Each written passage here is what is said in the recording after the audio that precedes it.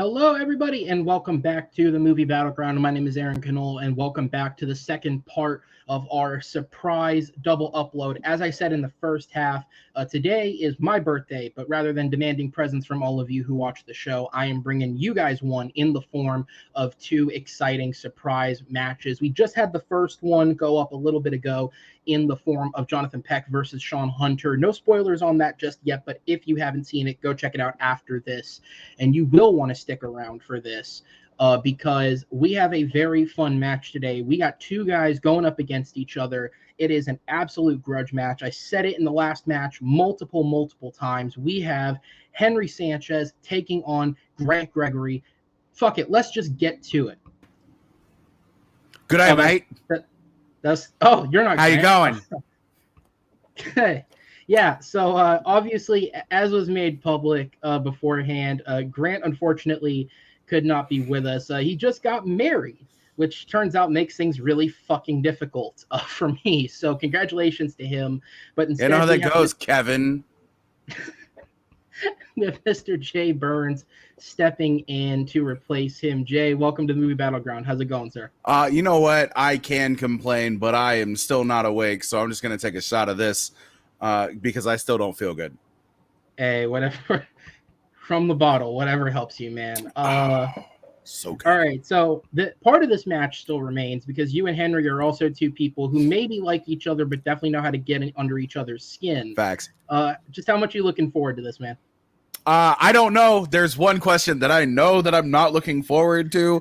But other than that, my entire goal is to just piss Henry off as much as possible and not have to talk about anything that I may or may not have said in a NyQuil stupor 2.5 weeks ago when I was dealing with viral bronchitis, which apparently I'm still dealing with.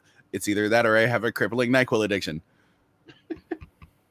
Well, we will not answer that question tonight, but we will answer 4 other debate questions. Thank you, Jay, for being here. Thank you for stepping in. I'll send you to the back. We'll see you in just a minute as we will introduce his opponent, entering with a formidable record, technically tied for best in the league at the moment. He is 1-0 with a knockout. He is Henry Confidential Sanchez. Henry, how's it going? Good. I just want to start off by saying we are not sponsored by NyQuil, so if you can censor out, that logo for a minute, I don't want us to get sued. But yeah, it's gonna be fun. Me and Jay, we like to yell at each other and talk over each other, and I'm sure that this is gonna be the most respectful video in Movie Battleground history. It can't be the least respectful video. We already broke that barrier. No, man. So obviously, this match has been in the works for a little bit of a while. We had the entire setup with Grant, and then unfortunately things just didn't quite work out there. And now Jay has graciously stepped in. Just how are you feeling to be back into it, going against somebody you do know so well? Well, I was looking forward to the last match because unfortunately I disagreed with the ruling of who my opponent should be. Justice for Sean.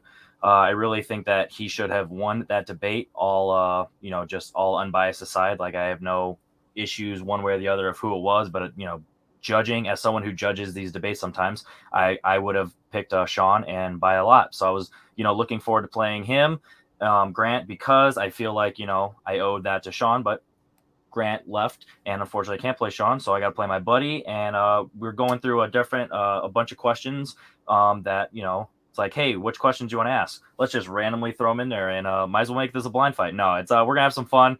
Questions are interesting. I can't wait to get 50 Shades. Oh, wait, no, never mind. Yeah, let's see what we got today.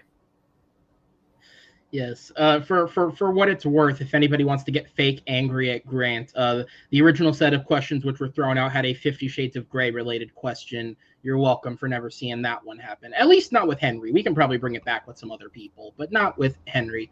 So I'll go ahead and bring Jay in. We'll go ahead and get this started. Movie Battleground is a best of 5 rounds game. It is first to 3 points wins. Each round of debate, the winner will get 1 point at the end. If one of our opponents happens to get 3 points in a row, Henry knows a little something about that. That will be a victory by knockout. If at the end of 4 rounds, our competitors are tied 2-2, we will go on to the blind round, but that will be discussed when we get there. In terms of regular debate, these are questions that the competitors were given ahead of time. They have had time to prep if they chose to use it. The way that this will work is the debates happen in 4 stages. They will get 60 seconds to open, set up up their argument. Following that, they will have 2 minutes to speak again by themselves, expand their argument, talk a little more about what they're pitching or what they're arguing for. Then we will have 4 minutes of open debate. This is where they will go back and forth, bicker, fight, do whatever Henry and Jay do on a Saturday night. I assume it'll be very much like that. And that'll happen for 4 minutes, which is a lot shorter than what they're used to. And then we will have 1 minute to close out the round. At the end of each round, I am not alone in this. I have 3 pieces of backup, otherwise known as judges, who will be here to help make the decisions and take the angry bickering. I have the great Papa West, Chadwick Webb, and someone you saw a lot of in the last match. Again, check it out if you haven't after this. Mr. Jonathan Peck is back with us again to help judge this match. But with that said, gentlemen, are you guys ready to get going? I want to set the record straight. Ask my ex, 4 minutes is actually too long, but yeah. Okay, all right. I wouldn't know. Very un pequeño experience. So we'll go ahead and get into Living in Florida, getting your Spanish on. I like it. Yeah, the 2 words I know. Tiny. Yikes. Florida's taught me a lot, hasn't it? Pour one out. We'll go ahead and get on to question number 1.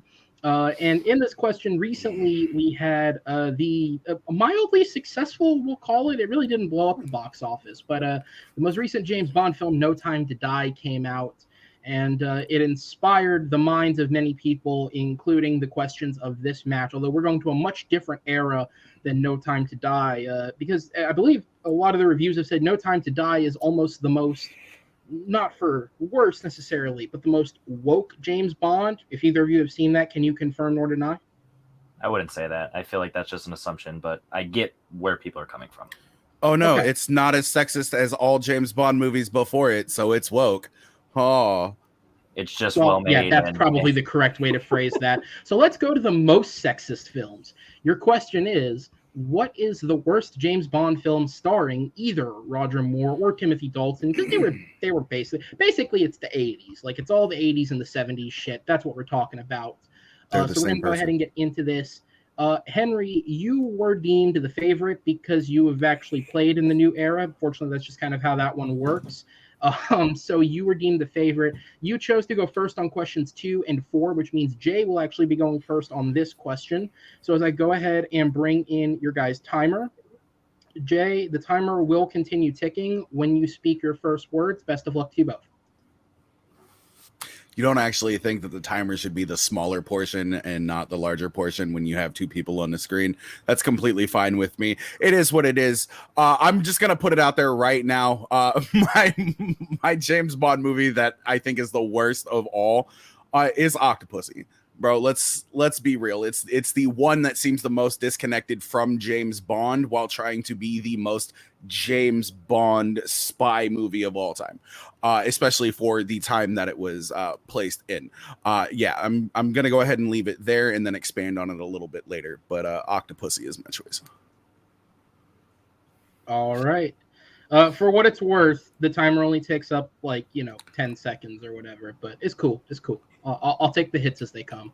Henry, when the clock rolls around to 0, you can go ahead and start your opening minute. I like it, mate. It's gonna be that type of night. Those aren't my lines. I guess it's not going to 0. Oh, there we go. All right, there. So with the question being worst Roger Moore or Timothy Dalton film, you have to think of A, who the actor is, and B, how they relate to Bond, and C, why would that in fact be their worst film. So I chose Roger Moore, and I went A View to a Kill. And I chose this film because it is the last movie in the Moore era, and let's just put it this way, he is old.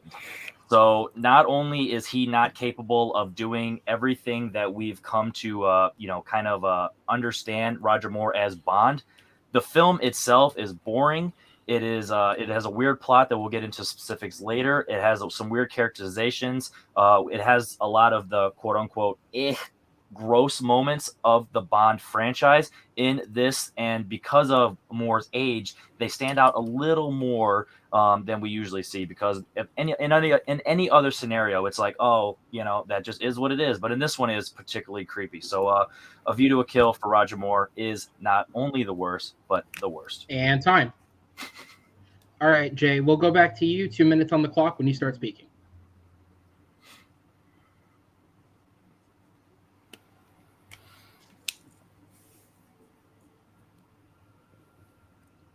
We're literally talking about the quintessential spy here. You really kind of can't bring in age, and I'll bring it up I'll bring it up in a little bit when we actually get into our main rounds. But what I'm talking about when you ask me what is the worst James Bond movie, it's the Bond movie that tries to be a spy movie without trying to be a Bond movie, and then just tries to throw every trope that they possibly can think of into the mix. And when I think of a Bond movie that does this, it's Octopussy. It's not A View to a Kill. A View to a Kill, granted, being the next movie in line, would make sense for them to just keep expanding on it, but they actually contract a little bit. They actually make it more of a succinct story. It's too out there. It's too weird with Octopussy. And when we get into the open debate, I will gladly go more in depth in that.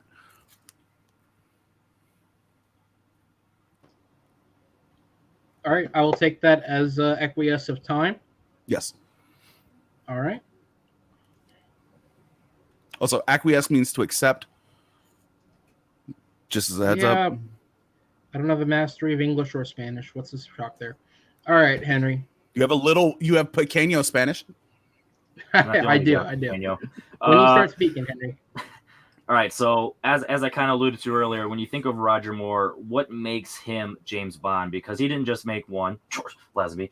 He made a few of them. So you, like it or not, you came to understand and you got used to Roger Moore as Bond. So what did we like about him or deal with? And that is his quips, and that is his charisma, and that is his ability to have some on-screen presence, whether as James Bond, as 007, which, you know, there is kind of a difference there based on how they're acting the personality, whether it's with the women, whether it's in the spy field, whether it's action based, whether it's just with his friends and, you know, kind of just being himself. So when you think of Roger Moore, the number one thing you hear from people is his quips. So when you think of the ability to be funny and to be yourself without being too over the top and too clownish, you have to kind of draw that line. And unfortunately, they tried to bring it down a little bit. And I hate to say this as a negative, but they try to humanize James Bond. And in A View to a Kill, it just doesn't work. So not only does he not have the Roger Moore-isms that we're come to used to in his stint, he's pretty boring. You know what I mean? So the film itself has its issues, but in terms of Roger Moore's performance, he's trying to do something with his look that, let's just put it this way, he looks like David Hasselhoff in some angles. He looks like a bunch of other actors where it's like that. I don't know what he's doing with his look, so it's very distracting. So not only as him as a personality on screen, but just his look, the movie itself is boring. Whereas Octopussy, you say that it's doing, you know, things different, but not being a Bond film, but it is. But if you really think about it, it kind of what you're used to in the Roger Moore films before it, when you think of like Moonraker or stuff, when it's over the top and it's being really extravagant. This one hones it in and it tells a story that, you know, you said it's kind of out there, whereas View to a Kill brings it back. I disagree that, and we'll get into specifics later, but Octopussy has elements that I'll get into specifically later that honestly are kind of top tier Bond moments. Maybe not the movie as a whole, but there are moments that stand out as very high key Bond things, whereas A View to Kill just doesn't really bring anything to the table. All right, and that will be time on the 2-minute segment.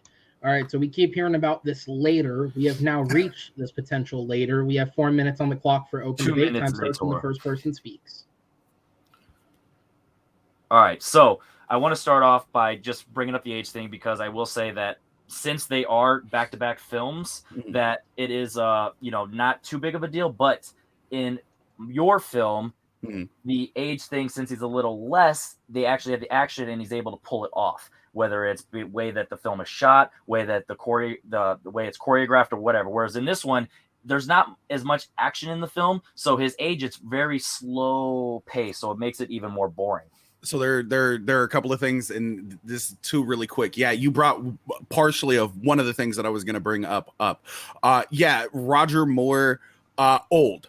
Don't get me wrong. 57 in A View to a Kill. Sean Connery, 53 in his oldest Bond performance. We're talking a span of 4 years. Let's not act like this is the largest span that we have ever seen. Let's not act like both of them ain't old as shit, but let's not also act like Sean Connery isn't the idyllic Bond that everybody thinks of at that point in time. And so this is where I'll go into the age now at this point, where it wouldn't be as big of a deal if he's doing spy stuff, but he's hooking up with a young girl that is, we'll give it of so age, he's doing James Bond years. things. No, but with this one, like you just admitted, he's at the oldest of any Bond actor at this point, and but he's still doing James Bond things. So it's is there a James Bond movie? Is there a James Bond movie in the 80s where he doesn't hook up with somebody who's at least 20 years younger than him? Yeah, but at this point, when he's at his oldest and she's even yes younger, no it's even worse. But they had a moment. They had plenty of moments in the film where not only could he just be a father figure or a male mentor, then they turn it creepy because he starts doing that and then he hooks up. So then it becomes even gross, where it's like, was he just trying to be a male mentor to hook up with her? And then in the film, you also have Grace Jones, who also could be a very dominant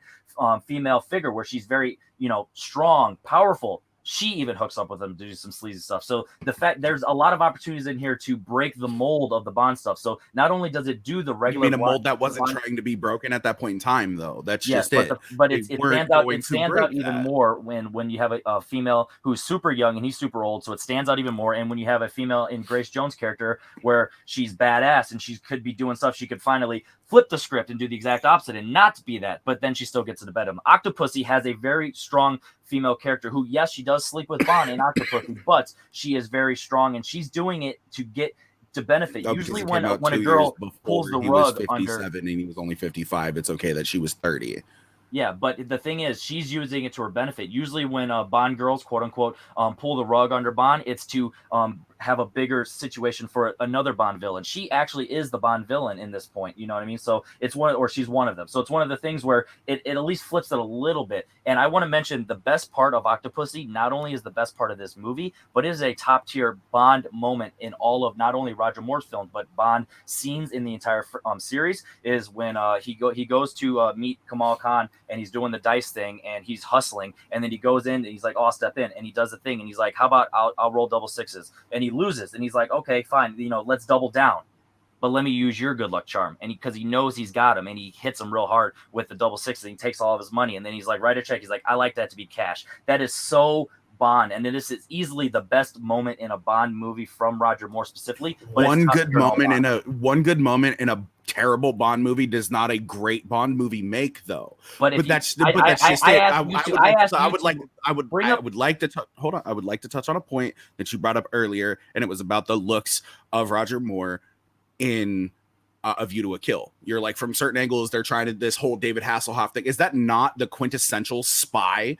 Is that not somebody that you want? Somebody who can look multiple different ages. If they use that to the benefit for the story, yes. But this is just distracting makeup and old stuff. But I just distracting makeup. That's literally spy shit, though. Yeah, but it's distracting to the audience. It's distracting. It doesn't matter if it's distracting to the audience. And then bring it back real quick. We're talking about action scene. The train sequence in Octopussy is fantastic. The action, and like you said, he's only a couple years younger, and he still pulls off the action really well. And there's justice. Octopussy is more memorable. You said it yourself. Octopussy is more memorable than A View to a Kill is. You said it exactly. That's why it is not the worst Bond film, because it's more memorable and it's better. My movie, you can't even think of any. You haven't even brought up Christopher Walken this entire time. My whole thing is you're not even talking about your movie. You can't bring up a single negative about it.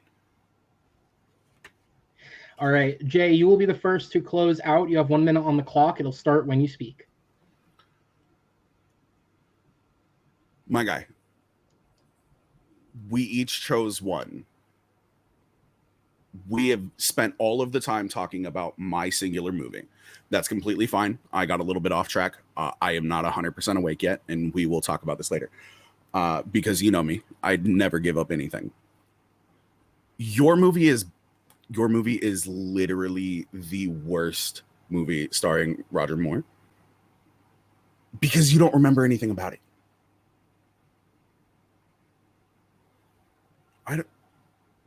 I don't need to say anything else. I want to lose this point. Let's get to the decisions, please. All right. We'll give the final minute to Henry here then. Henry, when the clock rolls around, you can go ahead and start, okay? I don't even remember what the second question is. We'll get there in a sec. Go ahead, Henry. All right, so just to recap, just a reminder for not only the audience but also my opponent. The question is, what is the worst Bond film? And my answer is A View to a Kill, and his was Octopussy. So I was talking about why Octopussy is a great movie and why A View to a Kill is not. So just a reminder on that. But I will recap by saying, just a reminder for the people at home, A View to a Kill not only has its age problematics, it also has female problematics because of Mayday could have been a fantastic, strong presence in the movie. But it also has Christopher Walken, who I kind of tried to hint at the very end, where he is the villain and you don't even remember it. And Christopher Walken is probably a top 10 name in movie history just because of his voice and just who he is. And you forgot that he's in the movie. There's also a horse plot line in a movie that is already too long, just like all the Bond films, but it's too long. And there's at least 30 minutes that is dedicated to this film of a horse plot line that doesn't play a factor in the final moment. Octopussy is a fun movie that has a nice train action sequence at the end. It has circus gymnastics that is a lot of fun. Octopussy is a strong female character who may use her body to get her way, but she at least knows it and she's using it to her advantage. Bond has one of the most, Roger Moore as Bond has one of the most, top tier Bond moments in the Kamal Khan, where he's just pretty much fleeced him with his dice. So Octopussy is kind of great. View to Kill, trash. All right, and that'll be the end of this first round. Thank you, gentlemen. I will go ahead and temporarily send you to the back while we bring on our judges. We have Mr. Papa West, Jonathan Peck, and Chadwick Webb. Welcome, gentlemen. All right, Papa, we're going to start with you. As concise as you can hit it for me. Who sold you on the point, and what was the main thing they said? The great Papa West says Henry. They both did a good job of, in their first 3 minutes, saying why their movie was bad. Henry definitely hammered in that 4 minutes of good moments in Octopussy, whereas Jay didn't really talk about A View to a Kill at all, so he wasn't really able to tell me why A View to a Kill wasn't bad. Okay. All right, Jonathan, I go to you. As concise as you can hit it for me. Who sold you, and what was the main thing that sold you? I'll keep it short on mine. I will give my point to Henry also. He pointed out some facts and some details why Video Kill is literally the worst James Bond film. And he pointed out some great facts and details that due to maybe a technical aspect and also like some maybe to Roger Moore's age and basically just other aspects of the film that not only doesn't work, but basically consider maybe the worst Bond film. I didn't hear it out to sort of the same details of Jada with Octopussy though, so I would have given my point to Henry. All right, and Chad, you can give a wave to the camera. We'll talk to you in a little bit as we'll go ahead and send these guys back to the wings and bring in our competitors. As we'll go ahead and move on to question number 2, and apparently remind Jay of what question number 2 is, which Please. is perfectly fine. So question number 2 is actually one, if I remember correctly, was partially suggested by yourself as somebody who you are a fan of, I would presume. Okay, The question is, what is Kevin Smith's most overrated movie? He is a man who many people love, but that doesn't mean there isn't necessarily a film that is beloved that may not totally deserve it, although I'm not the one that has to take the blasphemy shot on that because I'm not arguing it. All right, Henry, you are up first on this one, so I'll go ahead and bring your timer up for you, and the time will start once you begin speaking. All right, so I want to start off by getting the concept of what overrated is.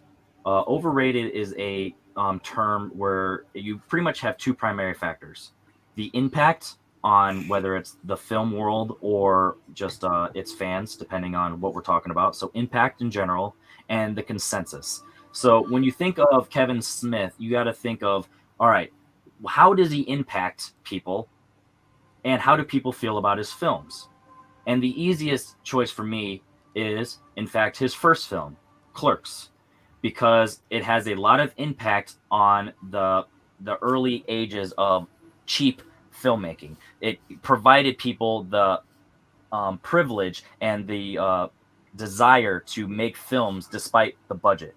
And you think of how the consensus, people think it's pretty good. You know what I mean? Not many people are hating it. So when I want to talk about overrated, I am going to dispute both of those reasons why it shouldn't be as impactful and why it shouldn't be revered as fairly high as it is, because I feel like it is arguably a lot of people's favorite, and I don't think it should be. So when you think of Clerks, I have a lot of issues with the film as a whole, as minor, and just specifically within Kevin Smith's filmography. So Clerks, his first film, is also his most overrated. All right, and that'll be time. Jay, 1 minute on the clock for you when you start speaking. Kevin Smith's most overrated film is Chasing Amy, as stated by the director himself, as stated by almost every single fucking critic out there when it initially came out. Yes, there is a lot of love for it now. It was overrated. It was overplayed. The fact that it was a cis hetero dude writing a lesbian character, the way that they wrote this character and the way that they simplified her down and boiled her down to just be a pawn in this plot for Banky and Holden really has a lot of play. And it's one of the reasons why it is liked by a lot of people who happen to be hetero, but like it's very distasteful to people in the LGBTQI plus community. And I can get into that a little bit more later. But it is definitely far more overrated than Clerks is. All right, so that'll be the opening from Jay. I will pause the clock here, Henry, and when you begin speaking, I'll unpause it for your 2 minutes.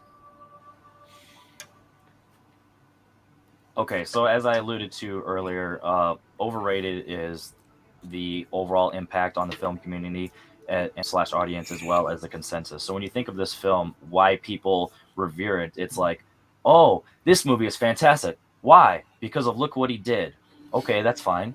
It can be respected, but is it the greatest? A lot of people think it's its greatest film right off the bat, and that's what got his name out there. But when you really look at not only the characterization, the acting, the way it's shot and all that stuff, it just misses the mark. And granted, it's his first film, that's fine. But when you think of like directors like Tarantino, when you think of their first film, he really hones in his directing style and his abilities later in his career, and nobody's thinking his first film was his best. You can think it's great, and you can commend it for being as good as it is early, but it's not his best. But the fact that a lot of people consider Clerks Kevin Smith's best movie is just problematic. So you got to think about it. It's only about 90 minutes long, and there's just not much to say in the entire movie. It is, granted, it is what it is, face value. They're just clerks doing their thing, for 90 minutes. But what is it really saying?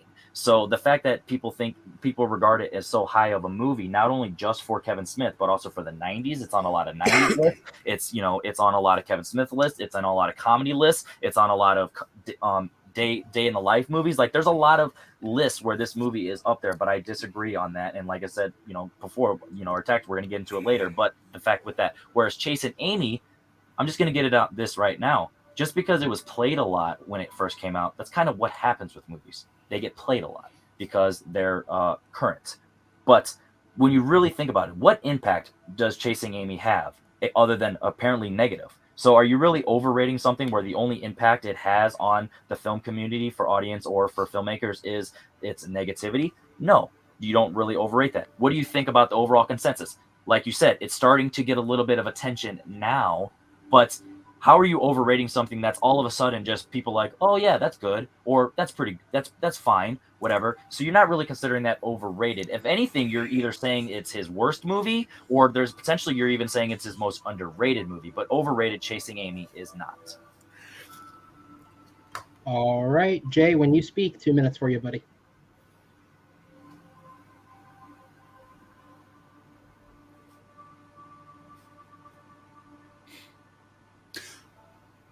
My opponent wants to sit here and speak about how this movie shouldn't be making lists about it being one of the best movies of the 90s, one of the best day in a life movies. Didn't mention the black and whites, but mentioned the comedies, mentioned this, that, and the other, but neglects to mention that there's a reason why this movie is as praised and as such of a cult classic as it is. And if you're looking at it through your tiny little scope of a lens of why a movie is overrated, not actually like taking into consideration everything else that makes a movie overrated, but just these small certain criteria that actually fit your argument instead of the entirety of it, yeah, you can definitely go ahead and see why that may or may not be the case. My thing about it is Chasing Amy was actually thoroughly enjoyed when it was first released. Then it fell off, and now it's making a resurgence. It goes in waves. Your movie, the movie that you chose, isn't overrated. Your movie is perfectly rated. Chasing Amy is overrated for, again, the simple fact that, and I will continue to touch on this, and I will continue to beat it into the fucking ground. It's a cis dude who has no scope and no depth trying to talk about something that he has no clue about, but continues to, at that point in time, get praise for bringing voices while stomping down the voices of people who are like, this isn't right. But people continue to loft it. People continue to rate it higher than it deserves. That's what makes an overrated movie. And that is why Chasing Amy is the overrated movie. All right, I will take the silence as a concession of time. So we'll go ahead and skip forward to the 4 minutes. I skipped a little bit ahead there, but I'm going to count the seconds myself and unpause it afterwards. You guys can start speaking, and that's when I will begin. Go ahead.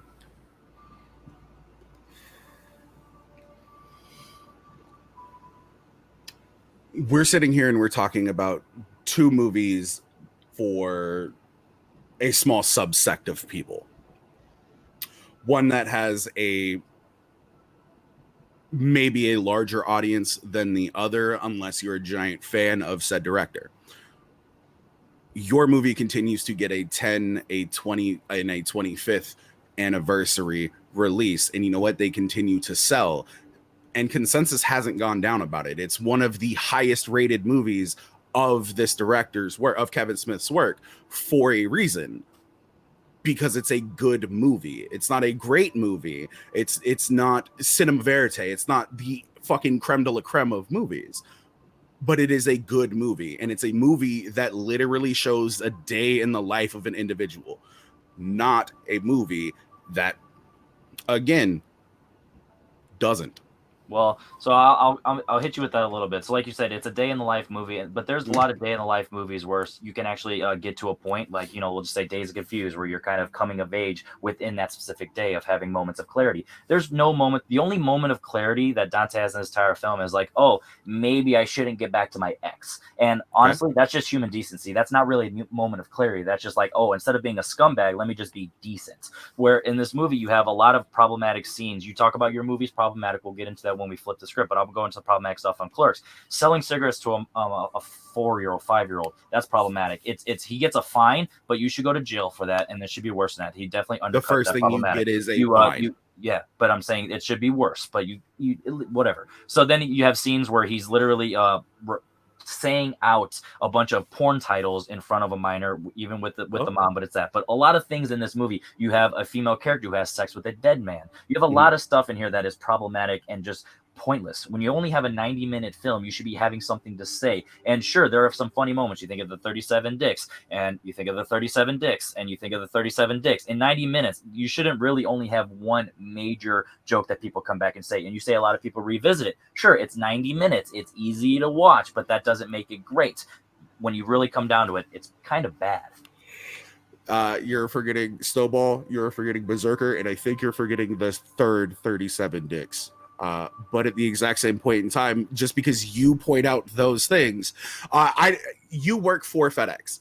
I work as a server and a manager in a restaurant. That is literally how I wish that I could treat some people who walk into my store. And just because you want to do it doesn't mean that you should. Or if you do say it, no, you're right. You shouldn't. Repercussions for it. But what I'm saying to you is, hold on. First and foremost, I am not saying that's how you should do it. But movies are a fantasy in which you can live out something that you wish that you could do. I'm not talking about fucking a dead person. We're not talking about Masters of the Universe. And what I am talking about, however, because you brought it up, is how they should be fired for selling cigarettes to a minor in the extreme age is the reason why the fine was doubled. There are steps and processes that you have to go through in order for that to happen. As an individual who has worked as a clerk, your first thing, doesn't matter the age of the person, your first thing is a fine. And now it's a $5,000 fine in my state. Third offense is jail. Granted, I think it should be second, but at this point in time, it doesn't really fucking matter. You're going to smoke if you're going to smoke. So speaking of but progress, you sitting... let's talk about Chasing Amy. You say it's a man writing a story about a lesbian character and all that stuff. Those are his words, not mine. Yes, but what I'm saying is sometimes directors, try and scale back a little bit to appease the audience. Sylvester Stallone thinks Rocky V is one of the worst movies of all time, but if you actually watch the film, it's fine at the worst. It's not the worst. So with Chasing Amy, you have a character who is falling in love with a girl. You have a girl who's a lesbian, and she's trying to find herself because she just never, she never had the chance. So they meet people. Sometimes you just have a true connection. You have two people that fall in love, and the love within that movie is so precious and so great. Not only do you have that fantastic monologue from Silent Bob, where it's the first time he spoke in the movie, and you actually get the title moment of the Chasing Amy. You also have the callback later, which arguably is the only reason that Jay and Silent Bob reboot is good, is because you were able to have that Amy Silent that brings Bob's. it back, and it really has that moment, because not only is Chasing Amy not overrated, it's fantastic. Silent Bob's scene in Clerks is cool. All right, we're going to go on to the final minute of time. Henry, you close first. Time starts when you begin speaking.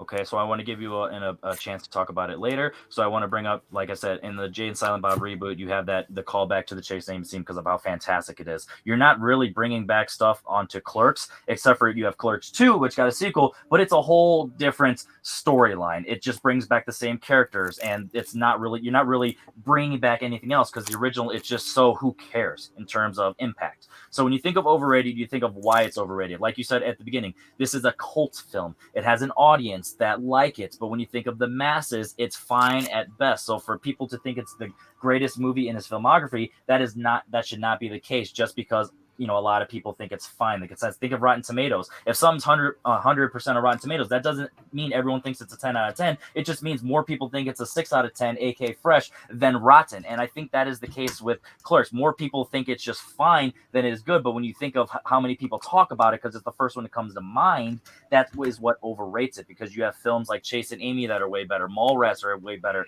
movies within the View Askew universe. So not only is it not his best film, it's not even the best in the View Askew. So it is completely overrated. And time. All right, Jay, you have final word. 1 minute on the clock for you. Time starts when you speak.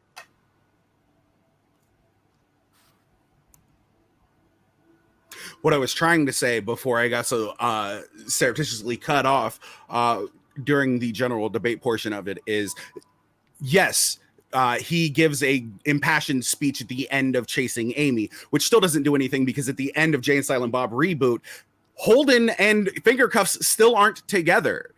He became a sperm donor. They still don't end up together. So his whole little unrequited love quest, where he thought that he should be the main character of his story, isn't the case. And the fact that it took another movie for that entire story to be laid out really doesn't work for me. There's a million fine looking women in the world, dude. Most of them don't bring you lasagna. They don't bring you lasagna. Most of them just cheat on you. Is way more poignant and significant without a sequel than Chasing Amy's is. Chasing Amy is just, it's bloviation, and it's literally just Kevin Smith doing what everybody thinks Kevin Smith does, is talking for the sake of talking, just over expanding on his dialogue and just sounding like he's up his own ass. And that's why Chasing Amy is the most overrated Kevin Smith movie. And that will be time on the argument. All right, guys, another great one. I'm going to go ahead and send you both to the back, and I will bring in our judges. Come into the stream. All right, guys, I'm going to give you just a second. I'm going to recap.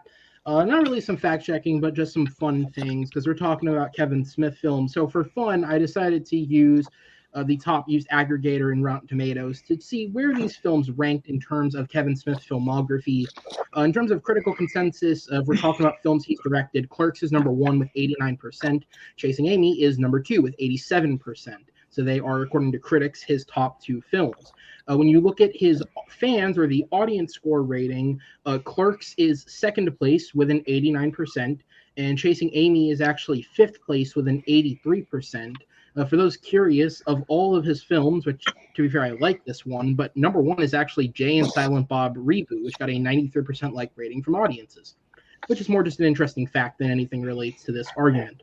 Also, for what it's worth, it can be assumed that the audience consensus has decreased on Chasing Amy, as unfortunately there is no public record of any alternated Rotten Tomatoes scores. Those can change over time as people put in more reviews. But the original cinema score for the film was an A-, meaning that an 83% does show that more people most likely dislike it now compared to when it came out. Again, don't take that as fact. I'm just conjecturing based off what I could find.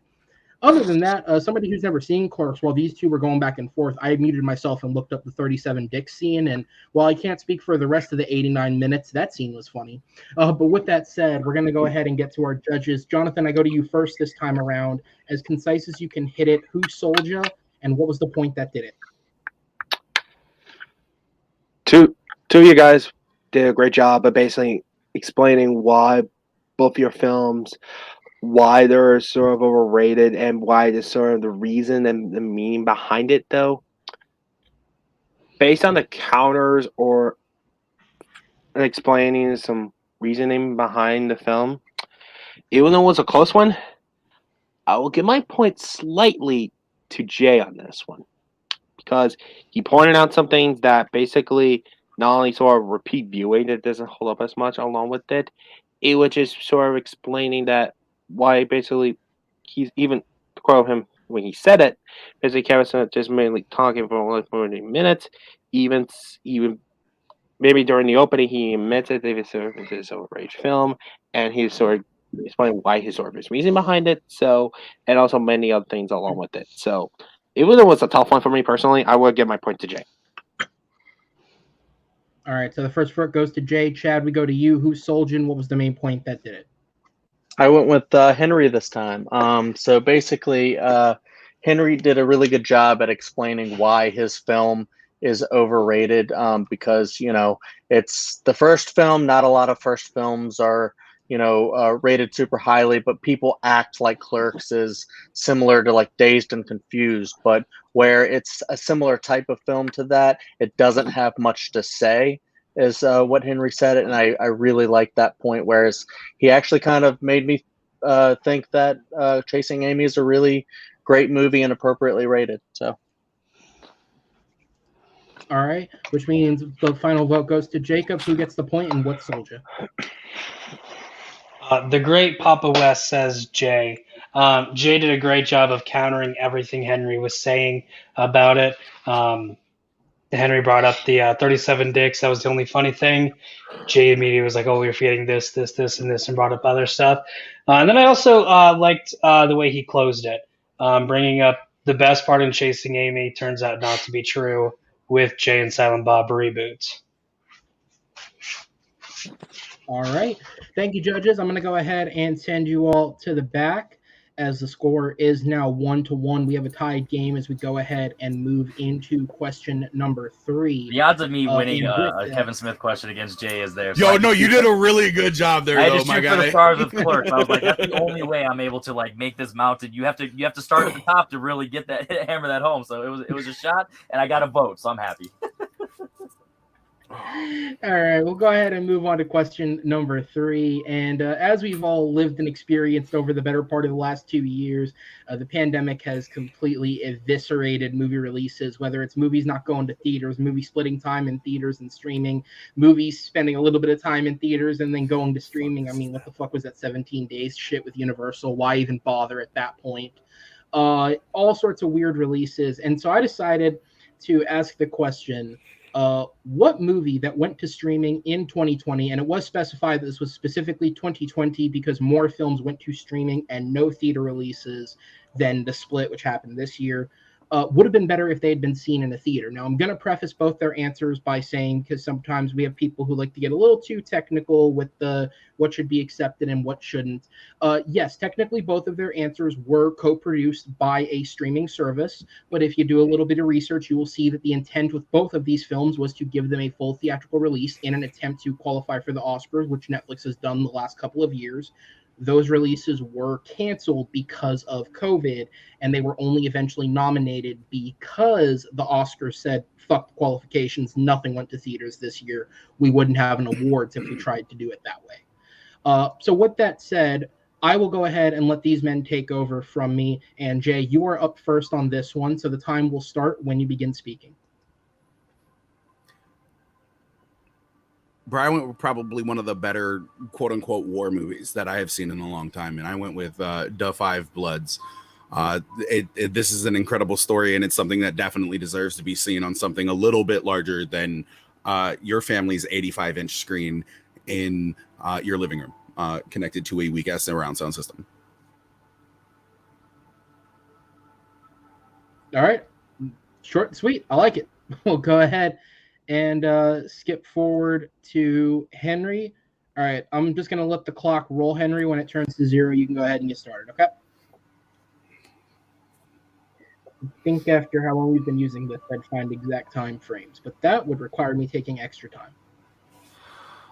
All right, so when you think of the question, why would it be better to be in theater? You need to think of how that enhances not only the situation, but how it provides, exposure for the film. And I went with a director who is also a well-known director, similar to Spike Lee, but I went with a director where, let's just put it this way, his movie draws more attention in the theater, so it wouldn't be a waste of a time. And I went with David Fincher's Mank. And the reason that I went with this film was because it's the type of film that is about movies. So you want to witness that in a movie theater to really get the full scope, the grandiose of your experience. You want to feel that old time cinema inside of a cinema. When you have the Five Bloods, yes, technically it is a war film, but the majority of the film really isn't action-based. It's a lot of character-based stuff, which granted mine is too, but nothing about your movie is really getting upped by the cinema experience. Whereas in my film, it is a movie about cinema inside of a cinema, and that just totally does it. And David Fincher's other movies draw money, whereas this one wouldn't have. And that is time. All right. I will refrain from snarky comments between rounds because I like one of these movies way more than the other. Jay, you're up. This is a movie that takes, I don't necessarily want to say like over precautious steps to look good, but it also sounds incredible when you actually have a good system to listen to it on. This is a movie that you need to experience in the theaters, whereas your movie isn't even a movie about movies. Your movie is about a dude trying to finish a movie, which I guess in the roughest sense possible you could say is a movie about movies. But I mean, that's like saying that Be Kind Rewind is a movie about making movies as well, which, let's be real, it's not. The ambiance that is necessary for this is a quiet theater with a giant screen and a booming surround sound system. I think that is the best way to look at it, and we kind of got robbed of that. We kind of got robbed of that in both of these aspects because we didn't get it for yours and we didn't get it for mine. Mine sounds better at home than yours does, having just recently rewatched both of them, having rewatched Mank and The Five Bloods. Mine sounds better. So just expanding upon that alone, the auditory levels in that movie elevate it to be a better movie, because without the sound, you're literally just watching a black and white. My movie's not black and white. You're just literally watching a movie and you're waiting for somebody to hold up a cue card. Da, da, da, da, da, da.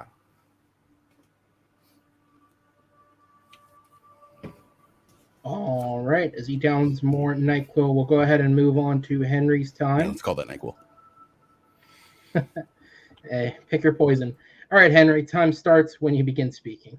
All right, so the difference between these movies is the fact that although technically both of them are big names on paper, David Fincher is a bigger draw in theaters. If you look at the last run of Spike Lee films, aside from BlacKkKlansman, the rest have been pretty bad and not well received. BlacKkKlansman was well received, but if you look at the box office, granted, it might have made percentage-wise a really good percentage, from like a 15 million budget to just a little under 100 million, which percentage-wise it made money, but it didn't really make money in the large scope of things. Whereas Gone Girl, David Fincher's last film, granted, it had a larger budget of 63 million, but it almost brought in $400 million. So David Fincher brings butts in seats. So the fact that you have a movie that not only has the David Fincher name on it that is going to bring in people in the seats to watch it, you also have a movie about movie history. And that is going to bring the movie nerds in there as well. So you're definitely doubling down on the audience. And granted of how you perceive the film, it would be better off having that publicity in theaters. Whereas The Five Bloods, to be honest, it probably is as popular as it is because it got the Netflix release, because Spike Lee's films had been so bad beforehand, aside from BlacKkKlansman, where people are like, do I really want to spend $20 in a movie theater to see a Spike Lee joint? Not really.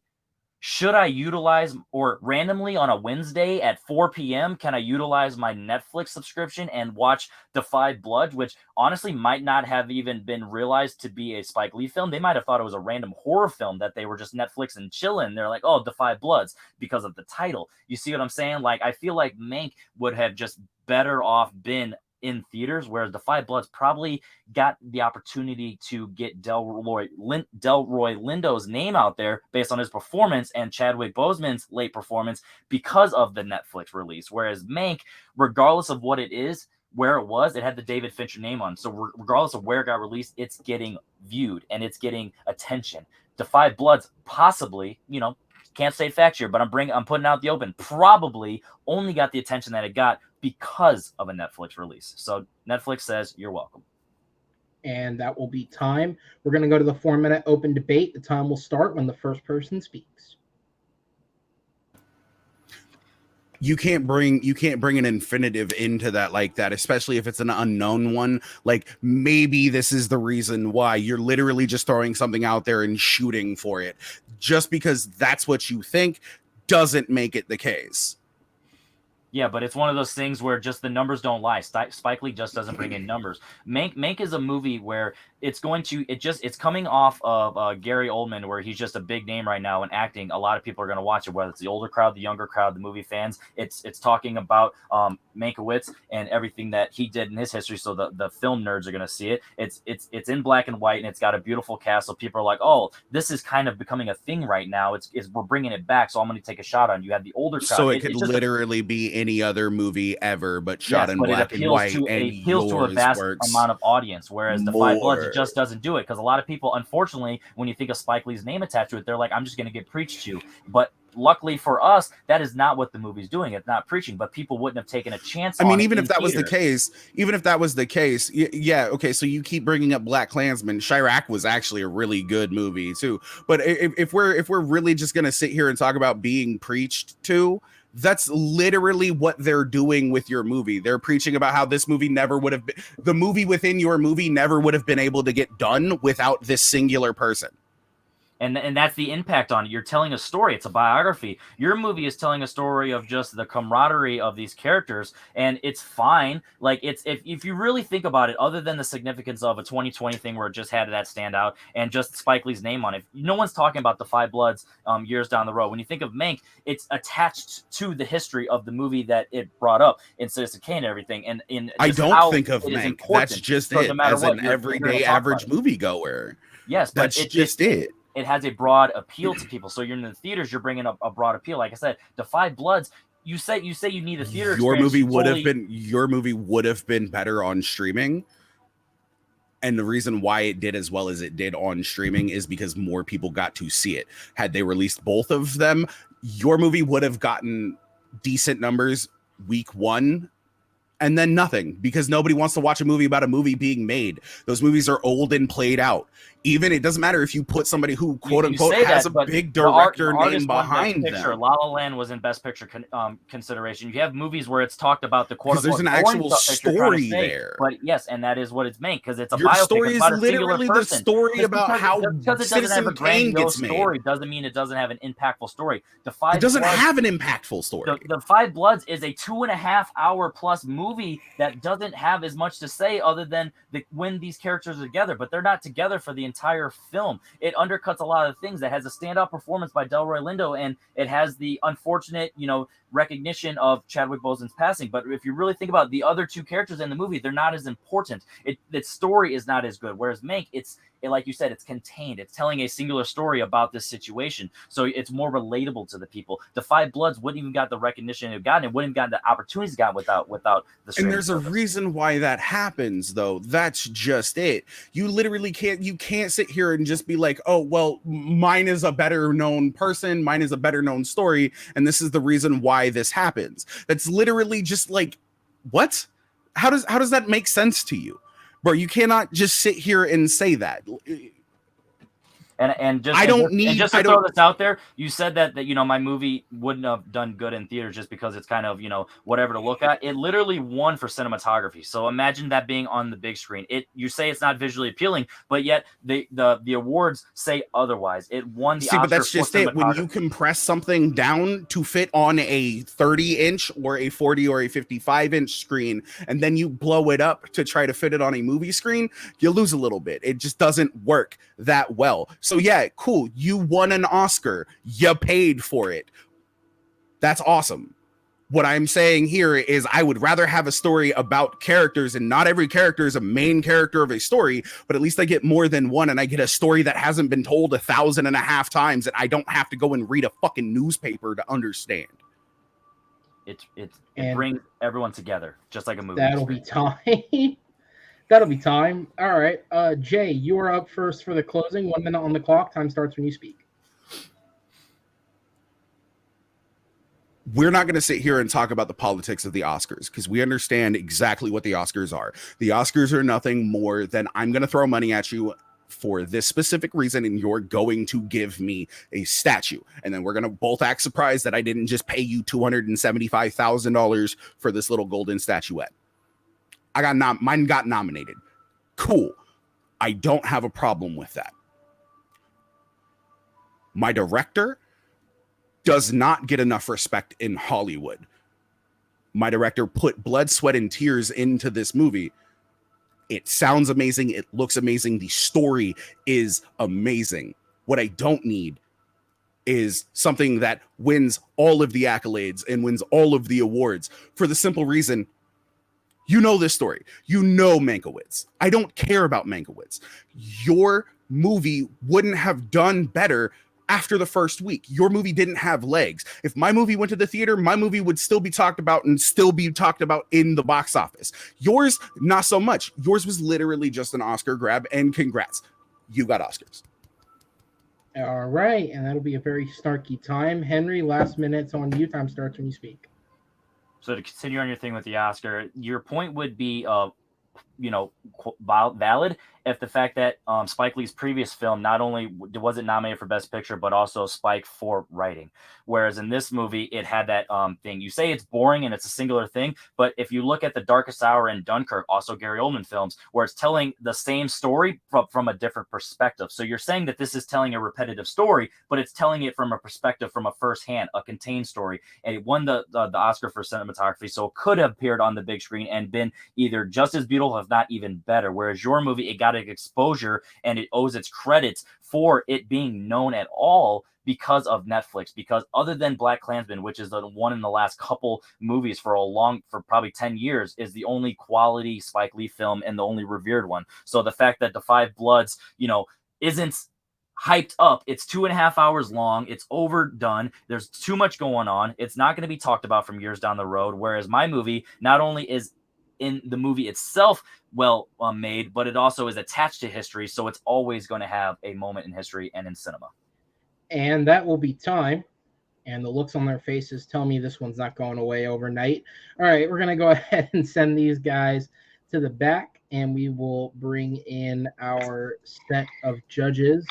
Not a lot of fact checking on this one. The guys were pretty accurate with everything they said. But for what it's worth, I was gritting my teeth the entire time. The Five Bloods is a brilliant fucking film, and don't you dare slander it. But with that said, since my vote doesn't really count for shit, Chad, yours does. I'll go to you. Who sold you, and what was the main thing that sold you after that argument?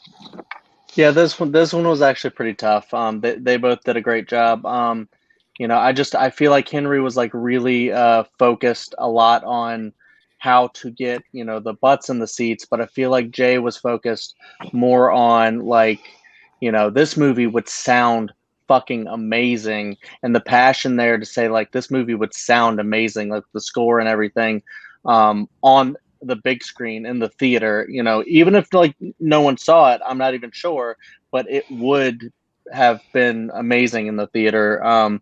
Whereas Mank, maybe not so much. I'm not sure. So yeah, I went with Jay on this one. All right, first vote goes to Jay. Papa, I go to you. Who does your vote go to, and what sold you? The great Papa West says Jay, for exactly the same reason Chad said. This was very back and forth. This was a great argument by both. Jay was able to counter everything Henry was saying, and a lot of Henry's points against the Five Bloods was more conjecture of Spike Lee doesn't make big box office films, and just stuff that you can't really prove. It's all opinion stuff. All right. So with that said, I'm going to go ahead and send our judges to the back and bring on our competitors as we go ahead and head into question number 4. Now, this is something, I think this may be only the second or third time we've done this, but what this question number 4 is what we have on Battleground call a replay question. So this is a question that was previously given as a blind round question. However, per the decision of the judge in this case being me, if I feel that the question still has some legs, maybe the answers given weren't what many would be the ideal answers for this question, we'll run it back with 2 different competitors in the main game and let them actually pick their answers and prep to discuss what people might actually feel is more the correct answer. And so this question is run back from the blind round of Amaru Moses versus Shannon Briggs. And that question is, what is the worst Samuel L. Jackson film of the 1990s? And it says at the bottom there, the non-applicable answers for this question were the 2 that were given in that blind round, which was Pulp Fiction and Long Kiss Goodnight. Now, again, that's not saying these guys hated these movies. They were told, name a Sam Jackson film from the 90s, and they could only think of good ones. The question fucked them. And so we decided to bring it back with 2 shitty questions. Or not shitty questions, shitty films. And I'm just going to say it. These films both suck. I don't like either of these. I have no stakes in this fight. So with that said, I'm going to go ahead and pass it back to our master debaters, pun intended. Henry, you are up first. Time starts when you begin speaking.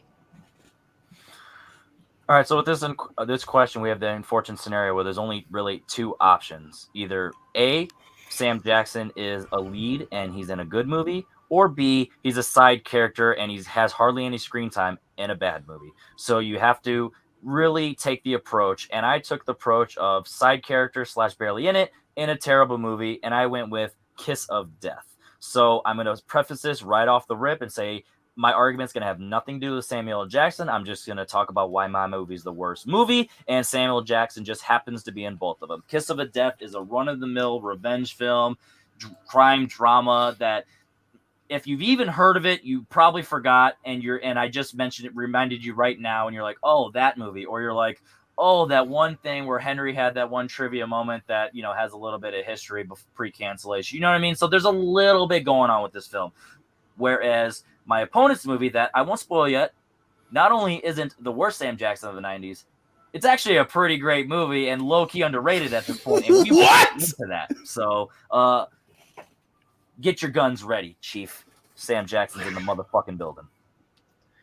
All right, and yeah, for what it's worth, I will say, because I do stand by him on this one with most questions. The qualification just states Sam Jackson has to be there. How much they talk about him is up to the individual person. You know, sometimes actors' agents want a quick check for both them and the actor, and they end up in a piece of crap. And yeah, I'm sorry. I'm not one of those people that likes this one. I'm going to say it's a piece of crap. Jay, you're up next. Time starts when you speak. My guy, we all know there is one 90s Samuel L. Jackson movie that should just not exist, especially looking back at the time that we live in now. You know what nobody wants to talk about? Fucking trade routes. You know what nobody needs? A vote of no confidence in Chancellor Valorum. You know what nobody cares about? Anything else that happens in that movie. And the fact that they cast somebody like Samuel L. Jackson to even appear in that motherfucker, you're right. It was just a paycheck. And I'm completely fine with it being just a paycheck, but let's not act like this isn't the worst movie of the 90s that actually has people of some renown in it. I'm going with The Phantom Menace. if you couldn't tell by my lightsaber. Also, I have a lightsaber. I didn't want to spoil you with the banner there. You were doing a great build-up. All right, well, go ahead. I'll take that as a give up of the time. We'll bring up the timer and bounce it ahead by just a sec. All right, Henry, time will start when you begin speaking. I'll just say this right off the rip. If you talk about my movie, you've either never heard of it or you don't remember nothing about it. You talk about the Phantom Menace, you could talk about all the politics stuff that isn't really in the movie as much as a lot of people like to overdo. Like, sure, it's in the movie and it has a through line within the plots, but in terms of runtime, it's really not in it that much. So I only have really one word. Technically, it's 2-word: pod racing. The Phantom Menace has the pod race scene, which is top tier Star Wars moment, top tier's 90s things going on. That scene is fantastic. And the fact that you said, oh, how could they bring Sam Jackson into this movie at this point? He did Deep Blue Sea around the same time. So he's kind of just at that point where he's getting in anything. At this came out in 1995, which is the year after Pulp Fiction, where he was nominated for an Oscar. So if you want to bring in why would you have that? I would rather have him be years removed from his Oscar nomination than the following year after. This movie has nothing to do with anything. Who cares? It is a terrible, revenge / weird crime thriller that is just more boring. I honestly think that my movie is more boring than anything within the Trade Federation talk of the Phantom Menace. And the Phantom Menace, like I said, it's actually really good. And I know for a fact I won't do on this too long because it is a conjecture and it's guessing. But if another movie in this franchise was released a couple years earlier, you would have picked that one over this one because this one is not the worst. So you can overhype the fact that this movie is bad, but you're reaching, and the Phantom Menace is not only the worst movie of the 90s from Sam Jackson, but is also pretty good. So I'm going to need you to relax on that because pod racing and Samuel L. Jackson has his charisma. You actually remember some moments from Sam Jackson in this film where if he was even in my movie for more than 10 seconds, you don't remember it because you don't remember that film at all because it is terrible. All right, I will continue to take silence as a give up of time. That was a long 2 minutes. That was a long 2 minutes, bro. I was like, did he hit his 2? If you started it late, I would believe it because I'm like, I'm pretty good at timing these up pretty good, and that was the first time where I'm like 30 seconds on the clock. No, all right. Okay. Fuck, that was too much. Just go ahead. Just go ahead. Go ahead. I'll keep manual time and start it. All right. Look, let's be real here. We both chose terrible movies. I chose a terrible movie based on the fact that now I'm not the only person who thinks that this is a terrible movie. This is the worst movie in this portion of the franchise. Let's be real here. You chose a movie that nobody remembers. There's a difference between choosing a movie that nobody remembers and choosing an abjectly bad movie. I chose an abjectly bad movie. You chose a movie that has him in it for what you said, all of like 4.5 seconds. Cool. Yeah, he gets to say, no, your thoughts linger on your mother. But at the exact same point in time, at least he gets to do something. He says something. And it's one of the more memorable moments of a bad movie. Pod racing, don't even try to bring up pod racing. Pod racing is just fucking terrible. It's not even Star Wars at that point in time. It's only Star Wars now because of that movie. That's just a fucking terrible thing for anybody to say, and that's just slander. But at the exact same point in time, at least I chose a movie that people remember this actor for being in and remember it being bad. And having just watched it last week, yeah, I can say this movie is fucking bad, bro. It's not good. The Phantom Menace is the worst movie of the 1990s. And if I could neuralize myself, I would. And then I would never watch it the fuck again. All right. I will take the silence as a skip. So we're going to go ahead and move. Yeah, yo, for real. What is going on with this timer? Shenanigans.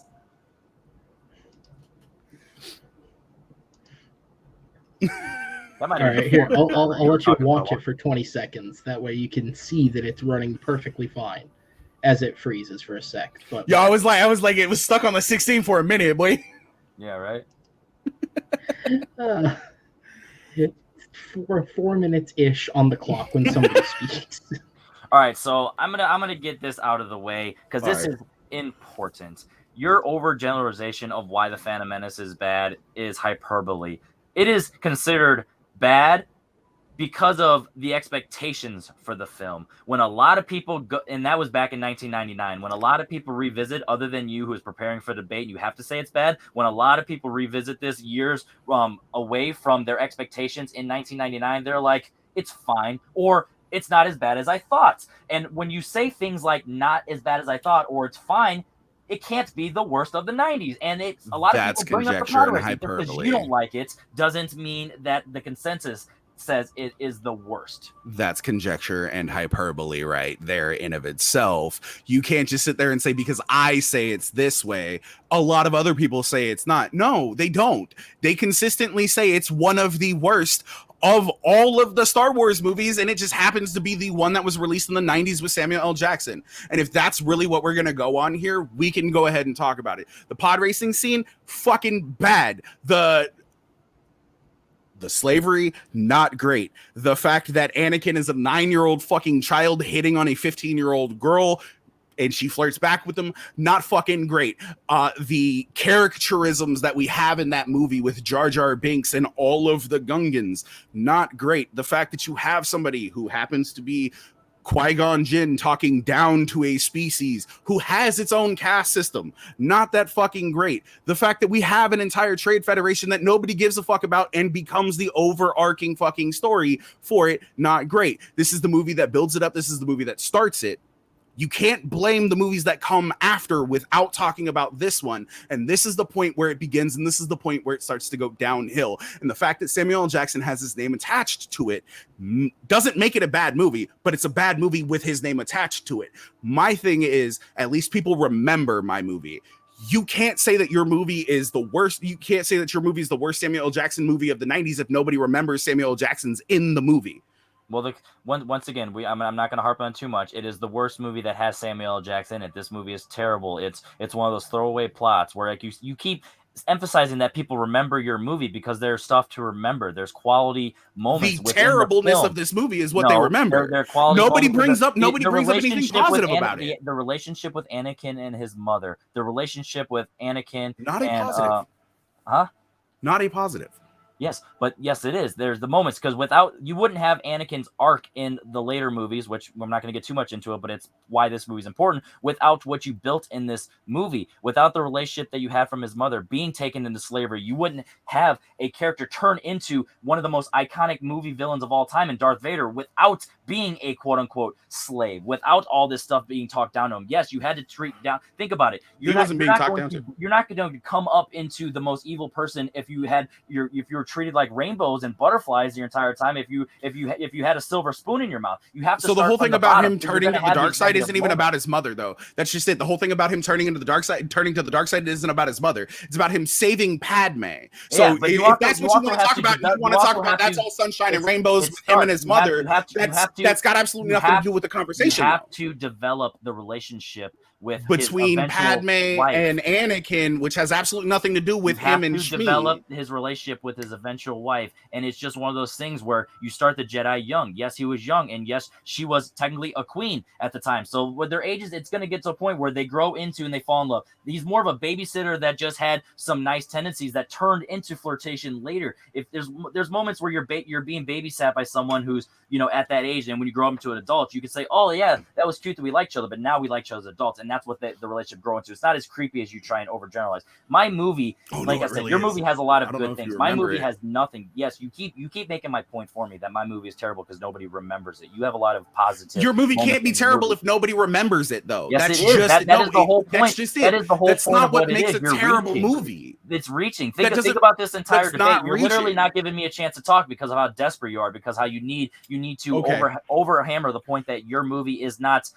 It is not good because there's a lot of good moments in your movie. My movie, there's nothing going on. There aren't a lot of good moments in the movie. David David Caruso and Nicolas Cage in this generic revenge plot thing where Samuel Jackson, I don't care. I've already started at the beginning. It doesn't matter how much screen time he has. He's in the movie, and it fits the question. This is a generic story that is just such a throwaway. If this was made today, it's just a random Netflix movie that is just randomly done on it, or it's just a TV movie. You know what I mean? Random movie made in '95. It has names to it. It's a generic plot. It is not good. It's terrible. Your movie has a lot of positive things going on it, and just because you didn't like them, or just because a lot of people had expectations, try to force the fact that because I don't like something means that I'm the only one who thinks it's bad. It's critically panned. It's panned by the fans. Think about Dude, no, hold on. It's panned by the fans and it's panned by the critics. And even when you go back and you look at it, nobody says this movie is better than we gave it credit for. Yes, a lot of people putting words in people's mouths, bro. And that is time.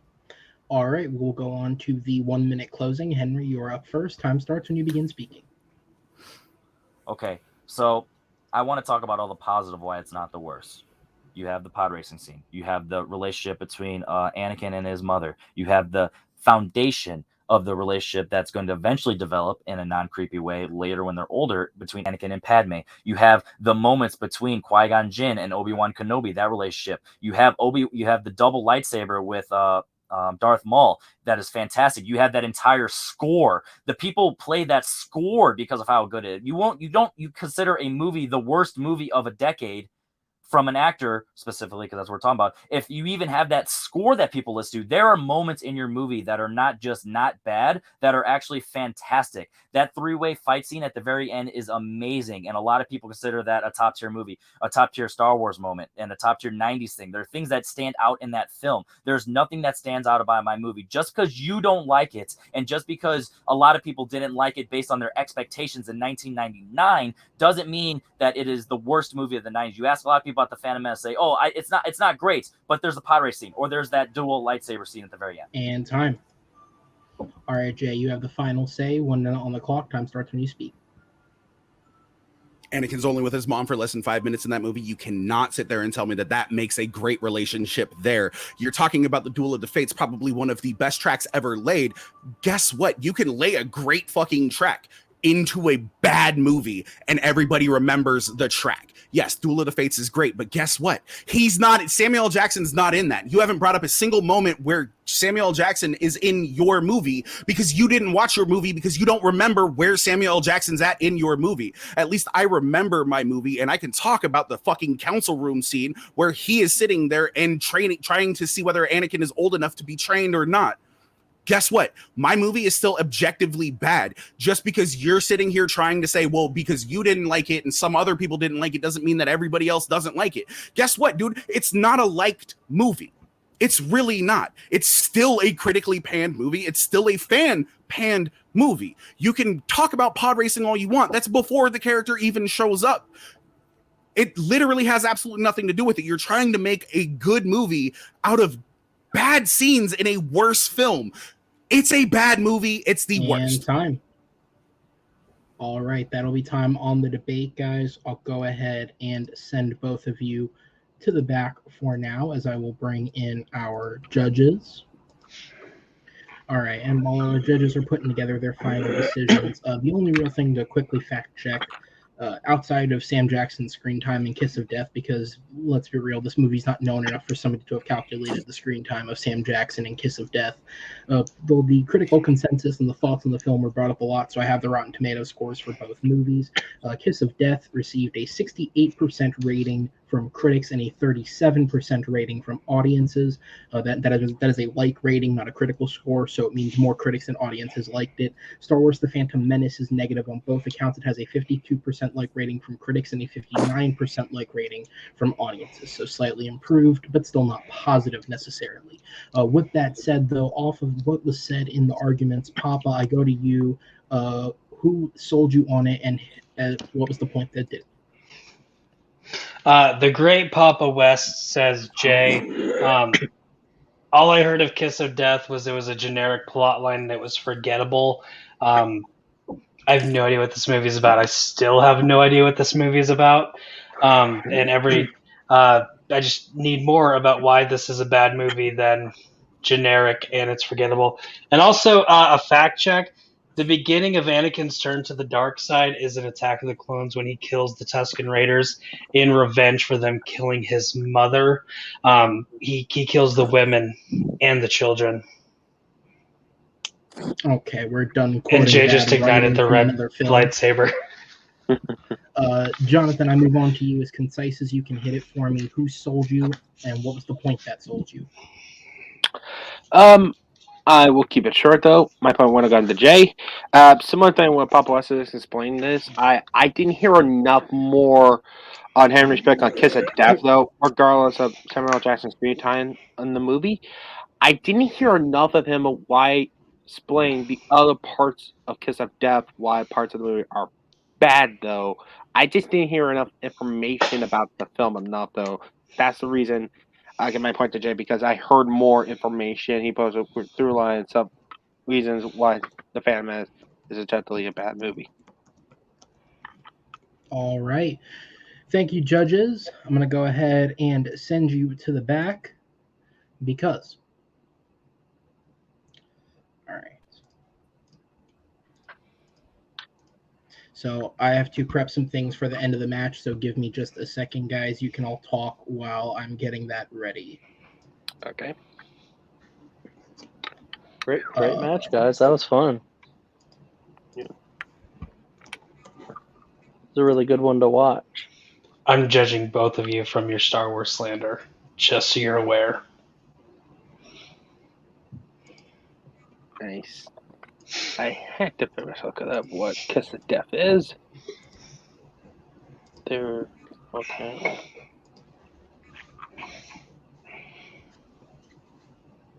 Hey.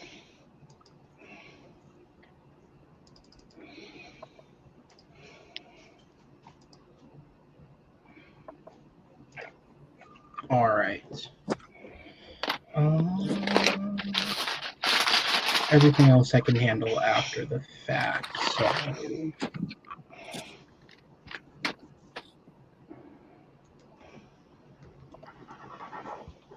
All right, I will go ahead and send you guys to the back. Judges, at this point, if any of you do need to leave, you can. Thank you for your time being here. If you'd like to hang out and chat afterwards, you can as well. But I'm just letting you know that because it is late, obviously, depending on your time zone, if you have to leave, this is the point where you can. Thank you for being here with us. But I will go ahead and send you all to the back.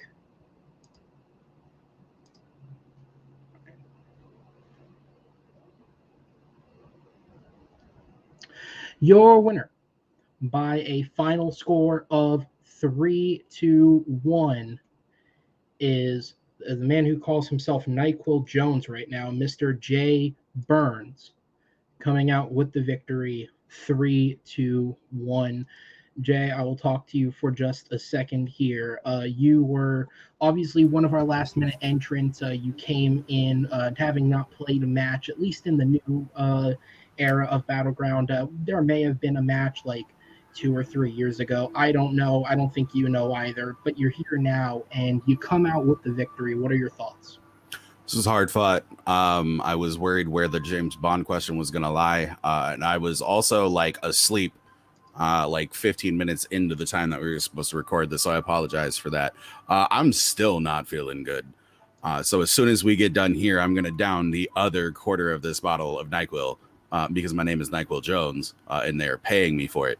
No, they're not. But I am going to go to sleep directly after this because unfortunately I have to work in the morning.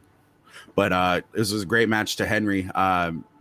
It got to the point where we started doing what me and Henry do at the very end. We just start yelling and fucking talking over each other and trying to make points that neither one of us are going to ever actually listen to. I let a guy, though. It's always fun to do this. And it was fun to do this in a way that was ranked this time. Instead of us just doing it with Jake there. And Jake is just caught in the crossfire and doesn't know whether to take a shot or hit his fucking bull.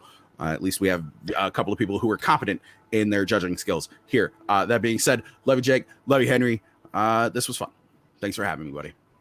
Yeah, absolutely. And so because this is the tournament setting, once you're feeling better, we will give you some time to heal. You will be moving on to your next match. And it really is a piece of coincidental fate because you will be playing the winner of a match which features two people you are very, very familiar with. You will be playing the winner of Malcolm Lay or Amaru Moses.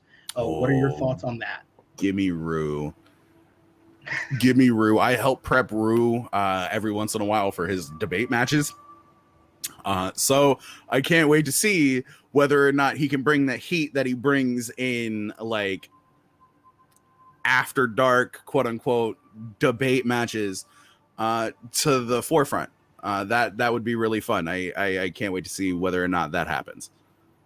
All right. Well, thank you for being here, sir. It's been a fun match. I will go ahead and send you to the back, and we will bring in his competitor, Mr. Henry Sanchez, sir.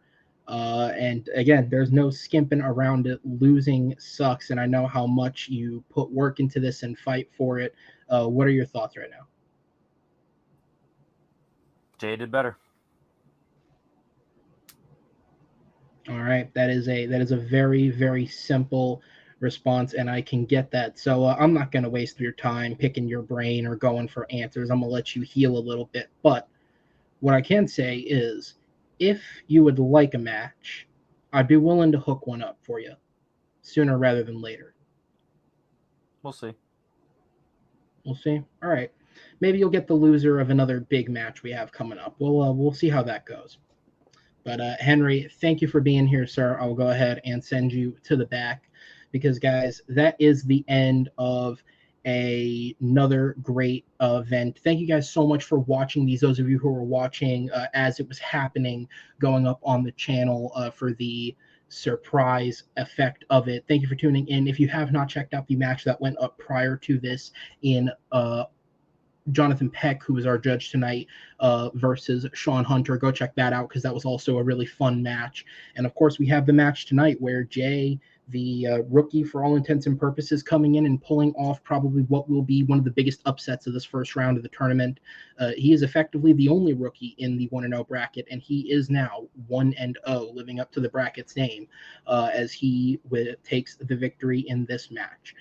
Thank you to everyone who helps out with Movie Battleground. Thank you to my three great judges who were here tonight, Jacob West, Jonathan Peck, and Chadwick Webb. I appreciate all of the work you guys put in being here with us.